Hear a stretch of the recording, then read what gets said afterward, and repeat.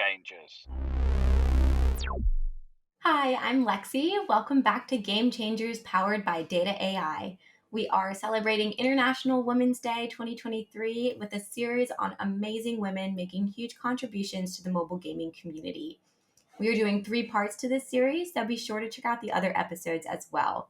The conversations go deep and ring true with authenticity and are just incredibly enlightening. So here we will sit down with Jen Donahoe, a brilliant marketing mind with a wealth of experience across some of the largest gaming studios, as well as being employee number 3 at a startup studio, trailblazing a new path in the mobile gaming era. Jen is well known for speaking on panels discussing women, non-binary folk, and other minorities in gaming, and has sage wisdom and tactical tips to help folks navigate this space. We all have something to learn from Jen, and I'm personally very excited to jump right in. Well, welcome to Jen Donahoe. Hi, Jen. Hi, thanks for having me, Lexi.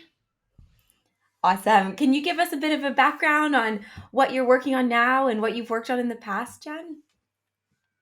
Sure. Hi, I'm Jen Donahoe. I am the head of marketing and publishing at a small startup in the gaming industry called HiDef. We have a lot of really cool games in development in the music and dance space, and it's fun to get a chance to be in a kind of a skunkworks product, working on lots of different things that haven't been seen before in the industry. My history in the industry goes back 15 plus years. I've been in gaming since mobile gaming actually since the beginning.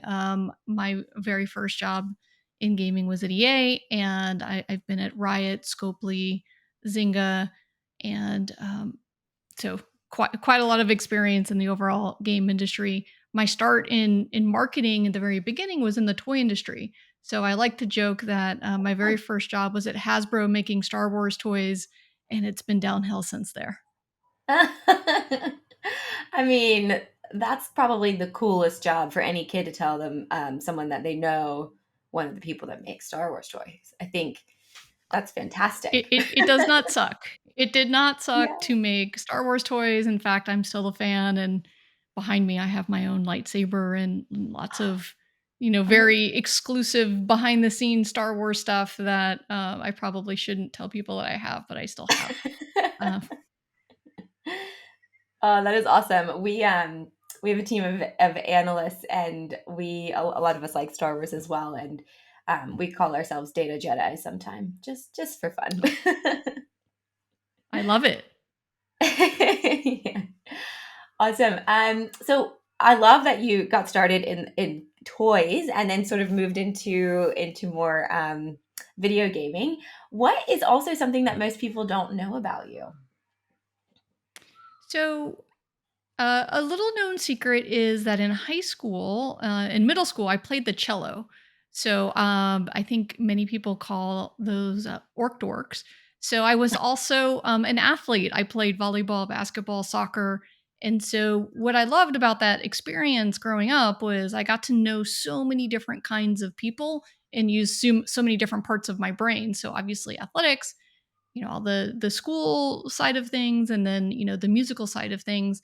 And I think being able to have that experience when I was younger, and being a woman and being able to do all those different things, you get to learn a lot about different people's styles and how to work with and approach different people. So I like to think that that was really helpful for me in figuring out how to enter the workforce and how to learn how to work with all different kinds of people.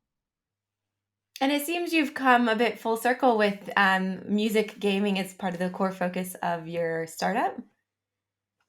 Yeah, actually, I didn't even put two and two together. But yeah, absolutely.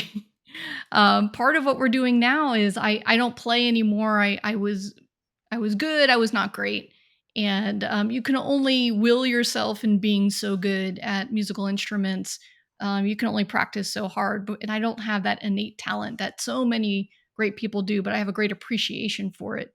And in gaming, one of the things that is what I think the next frontier is, and what makes a great game for people, is bringing together dance, music, culture, all of these great experiences into a game type of environment that in ways that lets everyone get a chance to experience what's best from the different parts of everybody, kind of what I was saying before. Part of my personal mission and our company mission is really to lift underrepresented voices in creators, in gaming, in what we do, so that everyone can get a chance to see what great representation is. I love that. I got a bit of goosebumps with that. I think that's so cool. And I also was on a dance team for many years in high school and college and things. And I do feel um, dance and music, and it's sort of that. I feel like that's living. Those are such beautiful parts of life. So it's so cool to see that you've got such an amazing startup going on. Yeah, I think Um, the other thing we want to do is I can't dance at all. Like I have no rhythm. But we want to create a product that allows people like me or people who might not even have the physical accessibility or might not have the confidence to dance feel like they can kind of dance with their fingers inside of the game that we're making. And so that's what's, you know, uh, I love the idea that you enable people who don't have the innate capability to create a TikTok dance themselves. Instead, perhaps we can make something that allows players to do that with our game without. Hopefully, I'm not giving too much away of my own game. That's secret, but I think I'm getting carried away in talking about my game. But I think that's a good way to encapsulate what we're working on, um, and in the vision and the mission behind that. Absolutely. That sounds very exciting. I will eagerly await when it's no longer a secret and we can all get a glimpse into what you've been working on.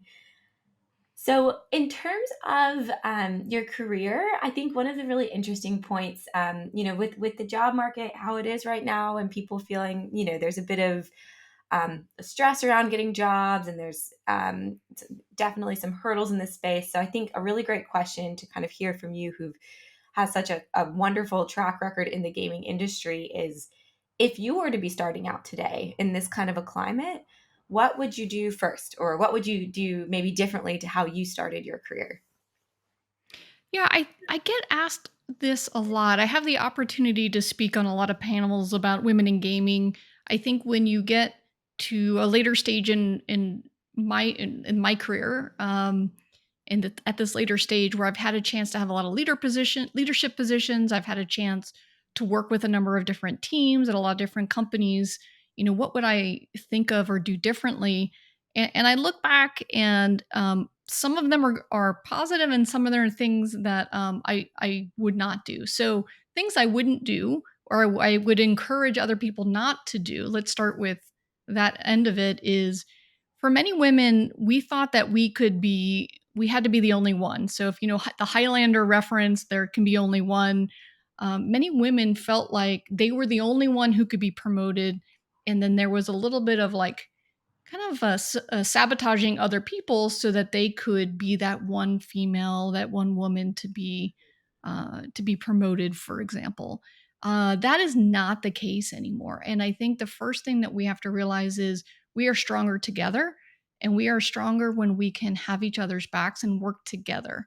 The biggest challenge that we face today is microaggressions. Well, okay, let me just say that the biggest challenge are kind of the overt sexual misconduct problems.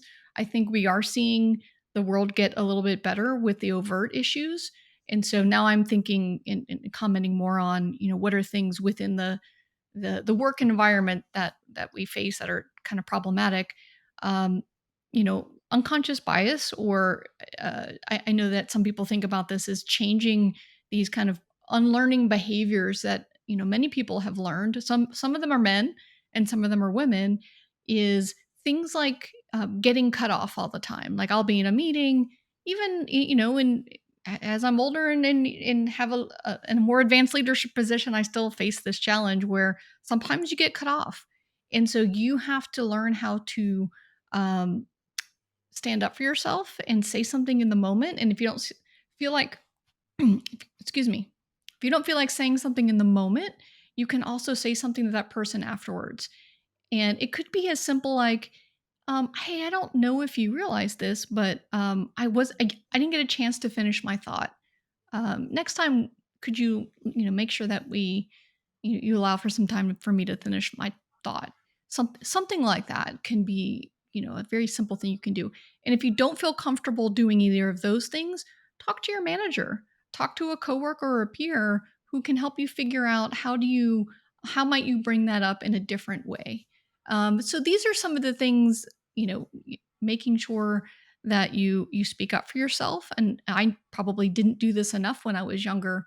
I just, would walk away, and you kind of think that you just have to take it. You don't have to take it anymore. You can speak up in the moment, you can speak up after, or you can speak up to your manager. But make sure that you know that there is a way for you to make sure that you're heard. That absolutely is so powerful. I think so many people would have said, would have seen that happen in sort of real time.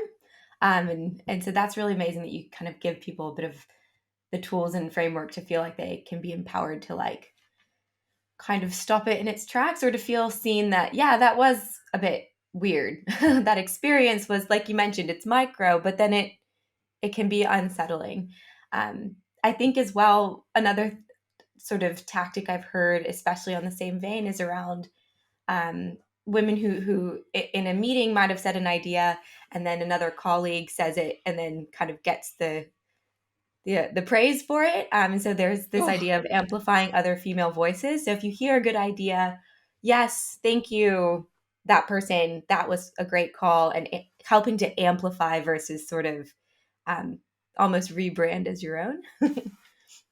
yeah, just to chime in on that, you're absolutely right.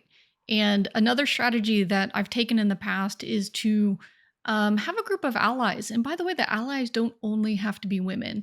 I work with many, many men who are wonderful allies and who have really gone out of their way to say that they want to help where they can. And so, in some cases, where I have a group of allies, and we are in different meetings, and something like this happens, you're absolutely correct. The right thing for you to do is to stand up for somebody else so that they don't have to always do it for themselves. Like you said, for example, if you had a really good idea and someone else says that, you could say something to the effect of, oh, Jen, that sounds a lot like what Jen said. Did you want to elaborate on where, on her idea? Or there are many, many different things there. Or, hey, it sounded like Jen didn't get a chance to finish her thought. Um, Jen, what were you saying about that? And by allies and other women in the room helping to point that out, it alleviates some of the pressure from the person in the room. So these are just some of, like, early tips and tip. There's many more tips, but these are some nice ones to start with. So thank you, Lexi, for bringing up that other one.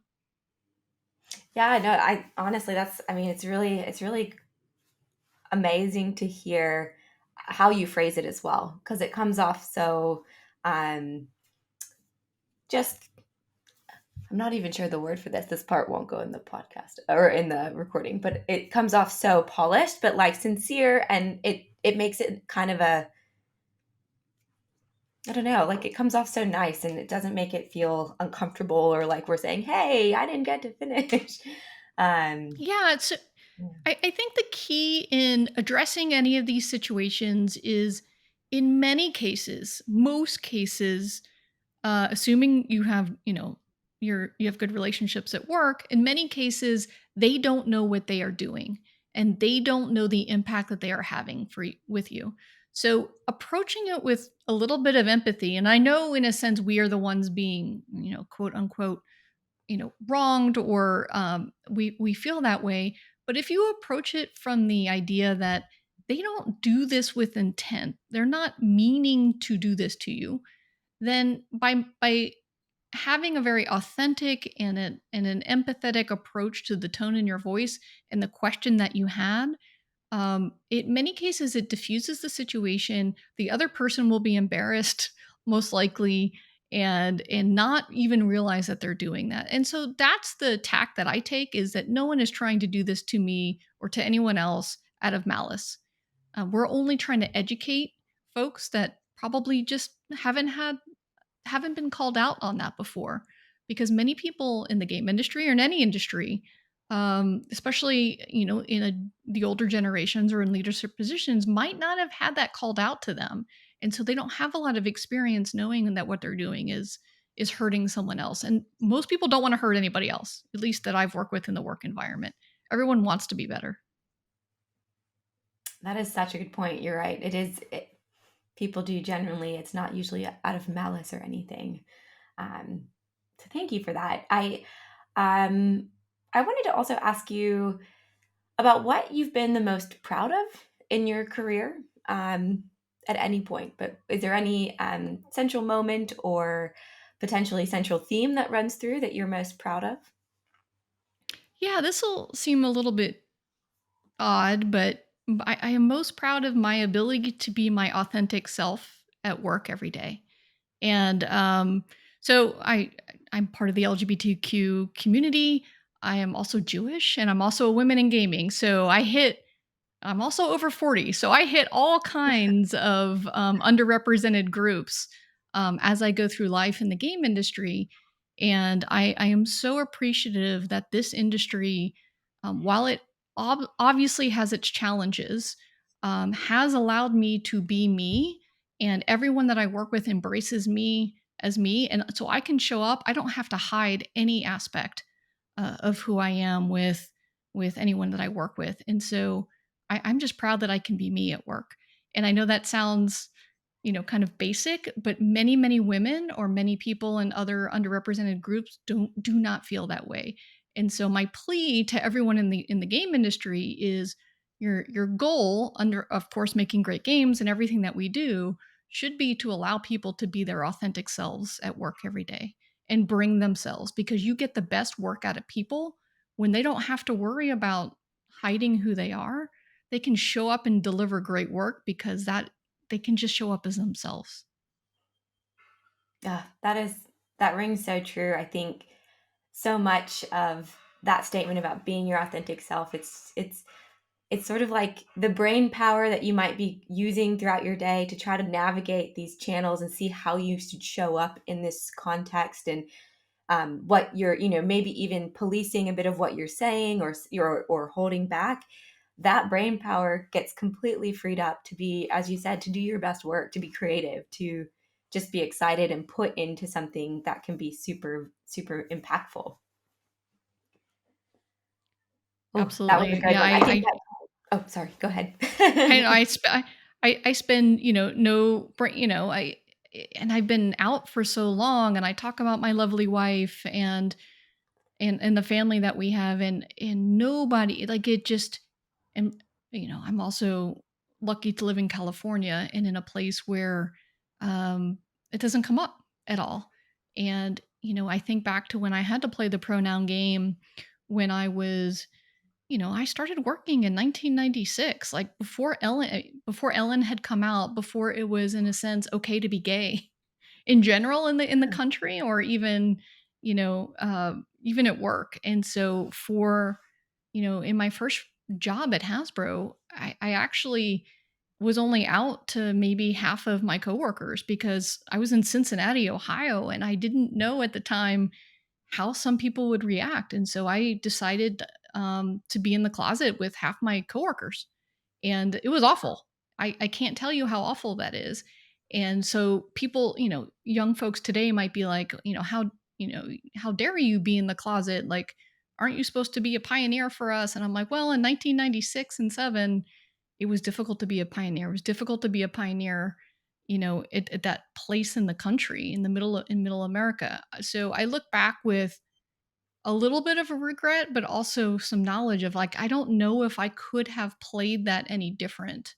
I Yeah. did play it as I got let people get to know me as me, and as in the toy industry, it's also very male dominated, as in the game industry. And so I think you have to do what's right for you in the moment, and do not let anyone tell you what is right for you. It's up to you to decide. Luckily, the younger generations have the ability and more freedom to be their authentic selves, but also don't push that on other people. Don't expect everyone to treat you how you want to be treated right off the bat. uh, Something that also might be a little bit controversial is I try really hard to use the correct pronouns or try to use the correct kind of younger slang, and I mess it up. I come in with all of the empathy in the world. Like, I know how hard it is, but please give me a break if I mess up.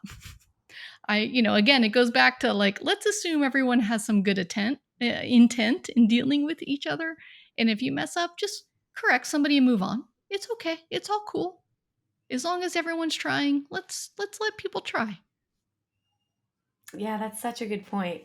It rings so true, having that, coming with that good intent and trying, being the biggest. Yeah, we're all Yeah. trying. Everyone's here trying. I've gone almost 50 years never having, used, um, you know, other pronouns. Like my wife and I joke about this all the time. It's like we are the biggest advocates of non-binary folks or folks who want to use different pronouns. And, there have been times where we've been kind of chastised for getting it wrong. And it's like, we are your allies. We are here for you. But we're really new to trying to do this. So just know that we're trying. Yeah, absolutely. Absolutely. What advice, I know you've given a lot of advice through this. I'm just pulling on that thread more because I feel like there's a treasure trove that we could ask you.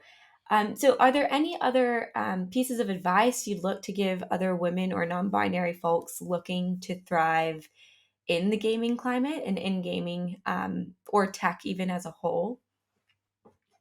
Definitely. You're right. There is a lot. So, another thing I like to tell everyone, let alone women, is play the game that you are working on and show your team that you are really invested in being the best partner to them possible. So, if you're on the marketing team, that goes extra. If you're on the game development team or you're on the art team, really try to walk in each other's shoes so that you can understand where each other is coming from. Because any different underrepresented voice is important to bring to the table and what makes a great product. Um, there's a woman, her name is Frances Fry, and she has a lot of books on diversity and inclusion in business. And she actually was a guest at Riot when Riot was going through some of its challenges, and spoke a lot about how bringing the diversity of voices can only make the pool of ideas bigger, and therefore make the products better, and therefore ultimately drive more revenue. And so what leaders can understand is that this is, the idea that women raising their voices and having a perspective can make a better product and ultimately make a better business. That's why, you are important. You have an important voice and perspective that you should bring to the table. And so, just knowing that, I think, is super helpful. I think we talked about the idea of find your allies and have people that you are able to not just vent to. Don't vent. Venting, of course, is needed, but what can you do differently? And approach each situation with like, how can I learn from this? How can I grow from these types of situations? There's a book I love by Chris Voss called "Never Split the Difference." So he is a former FBI hostage negotiator who talks to you about how to have this idea of tactical empathy and how do you approach situations wanting to learn from other people and wanting to learn from the other side in order for you to eventually kind of get what you want. And so the other thing, or I also call it Jedi mind tricks to our Star Wars analogy earlier, um, so I really, really like want every woman to read this book because it does help you with these questions and these approaches for these uncomfortable situations. How do you deal? Like, no one taught me growing up. How do you deal with a uncomfortable conversation? There's also a book called uh, shoot, blanking. I'm blanking on it. I'll look up. I just actually listened to it, so that makes me really horrible. Hopefully you can edit this part Oh, we out as I yeah, we can edit it out, and I also do that all the time. I have a book I'm reading, and the other day, someone asked what I'm reading, and my mind completely went blank. I had read it this morning and was like, "I can't I remember the know name." I'm like, it's CC. So it's called So another book called Crucial Conversations, like I wish they would have classes on this in college or high school, because not only just for business but for your personal relationships, like how do you have difficult conversations? I think the problem with women is we feel like we can't speak up. We feel like we don't really know how to address and we don't want to get into an uncomfortable conversation because we feel like we might lose, or you know so these types of books and these types um, of tactics can really help you. I have one more that I think is extremely uh, important for women. Okay, when you are looking for your new job, let's say you are a woman, you want to get into the game industry, you're looking at job descriptions. You'll see 10 items on the job description. A woman will look at those 10 items and they will see, hey, I really line up with 8 out of the 10. I don't know if I should apply. I don't hit everything. A man will look at that same job description of the 10 items. He'll match up with 3 of the 10 and he'll be like, F yeah, I'm applying for that job right now. Women, you need to go for it. You need to realize, get rid of the imposter syndrome. You got this. Apply for those jobs. Put yourself out there. It's okay if you don't get everything, but you can't get things if you don't try. Oh, that is such a good Here. point. I read an article about that same, there's like studies around it, and I think it's what there was a comment I think a journalist made basically was like, um, don't self-select yourself out. Let them decide. Yes. Let the reviewer just decide, and let yourself shine and go for the things that you might not be 100%, um, or even 50%, as you mentioned. Go for it because you never know. Sometimes they need those, your other lived experiences, or some of the other skill sets that you bring to the table from other work that might be outside the job description is actually super salient to the position or the company culture. Um, could not agree with that more. That is excellent advice. I also loved what you were saying about empathy in the workplace and authenticity and speaking up and kind of being, not being scared to have those conversations. And I am going to write down the books you mentioned and order them immediately, anyways. I hope other folks do. And I think that gets into a topic that is discussed a lot around the space, is around not shrinking yourself. So, and when you feel you can bring your authentic self to work, or you feel you can push back on something without being, labeled like, oh, she's going to push back against these things, or whatever is going on, feeling like you're not shrinking and you're not feeling the shoulds and stuff kind of affect you, and you can be your authentic self. It's really powerful. It seems a lot of what you've talked about today kind of carries those themes of empathy and authenticity, and it's super powerful reminder for folks as well to hear that. Absolutely. I think it's one of the most, if not the most important thing for you to bring to work. I wish when I was younger, somebody would have told me 80% of work isn't work, it's relationships. And you should focus your time on building the relationships with your coworkers.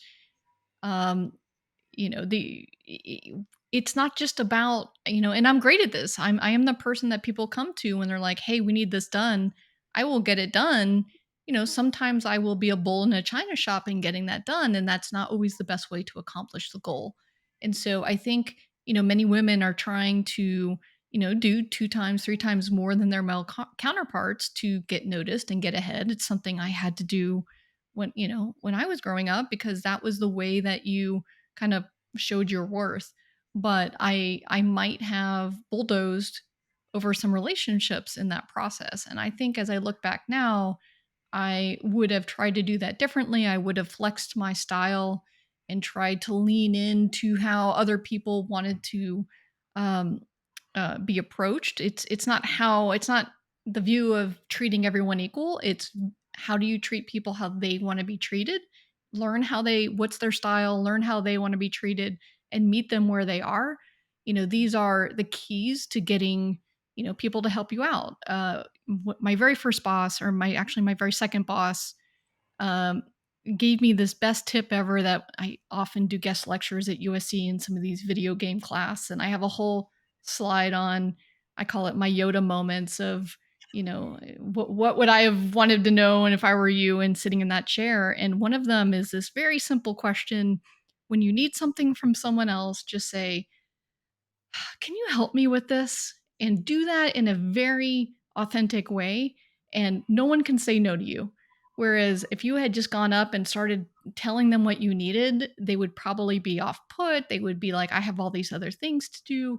But not many people want to turn away somebody who's like, can you help me with this? Everyone wants to be helpful. Everyone wants to land the hen. Well, most everyone, right? So that simple phrase, can you help me with this? I still have people and interns and people I've taught this to over time come back to me and say, "Oh, it's like a Jedi mind trick. It's like it's not meant to be a trick. It's meant to be a tool that helps you establish that connection with somebody else." Um, but that you just got a couple of more tips out of me as we Yes. keep going here. I feel you mentioned that presentation. I'm like, that would be full of just like the most amazing. I love that you call it Yoda moments because it feels so much like that. Even the little bits we've been able to get from you today, I'm sure that presentation is just amazing. Um, I think on your to that question as well, there's another area I think in business where we see um, saying yes to too many things, or as you mentioned, like you felt you needed to take on 2 to 3 times more work to be seen. Do you have any advice around saying no to certain projects or topics, or how to navigate taking on too much or trying to please too many people in the workplace? Yes, I have a great story for you. So when I joined Riot, I was super excited, and part of what I wanted to help Riot do was set up its mobile publishing. And Riot obviously at the time was only PC games, but they had aspirations and they were building the infrastructure and building these mobile games that needed to launch. And there was so much to be done. And so I approached this other woman leader. Her name's Oksana, and I was so excited about all these different things. And she stopped me and she's like, Jen, problems are like acorns. You can pick up a lot of them, but they all turn into big giant trees.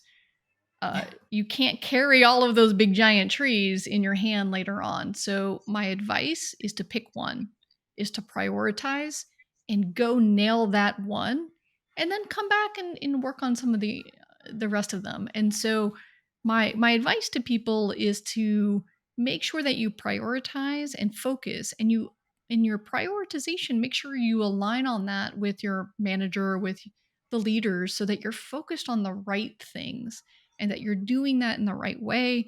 And then once you knock it out, you'll get a lot of kudos to be able to go on to do the next thing. Now, if you're starting a new job, you do want to get some quick wins. And so don't, always prioritize like the one big thing that's going to take you a year to do. Try to get in there, get a couple of quick wins so that people start to trust you.